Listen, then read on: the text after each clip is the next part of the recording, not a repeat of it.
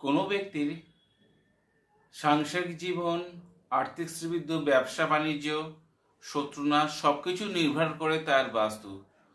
সেই বাস্তুর ওপর কোনো শত্রুর কুনজর বা দুশ্মনের অশুভ দৃষ্টি থাকে বা কোনো তান্ত্রিকের দ্বারা ক্ষতি সেই বাস্তুর উপর পড়ে, তাহলে সেই ব্যক্তির জীবন কিন্তু বিষাদযুক্ত হয়।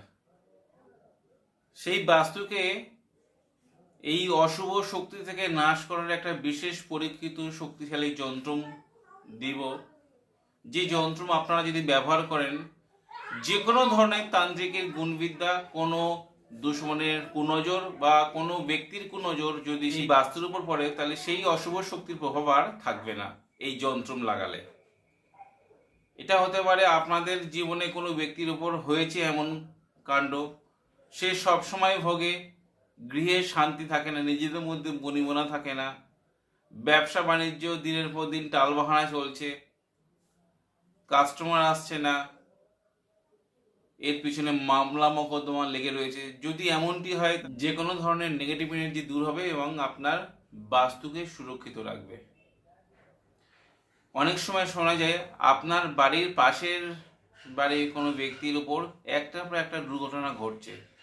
সেই দুর্ঘটনা কিন্তু বাস্তুতে অশুভ শক্তি থাকলে এর প্রভাব আসে।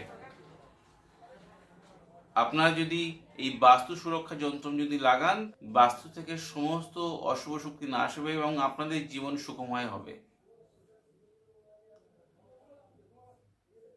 ভিডিও শুরু করার আগে পরিচয় দিই, আমি সমীর।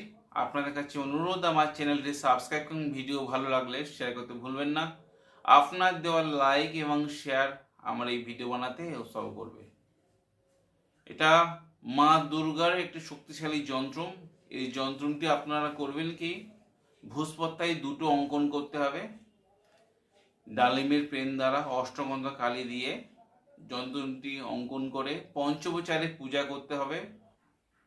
আপনি যদি শক্তিমন্ত্র পূজা করেন, তাহলে আপনার সাধ্য মতো পঞ্চোপচারে পূজা করে ধূপদীপ জ্বালিয়ে ইষ্টমন্ত্র গুরুমন্ত্র জপ করে যে কোনো শুভ তিথি দেখে সকালবেলার সময় এই যন্ত্রটি সংকল্প করে ঘরের উত্তর পূর্ব দিকে এবং মেন দরজার ভেতরের সাইড ইনসাইডে আপনারা লাগাবেন, কোনো ল্যামিনেশন করে বা কোনো ফ্রেমের মধ্যে মুড়ে।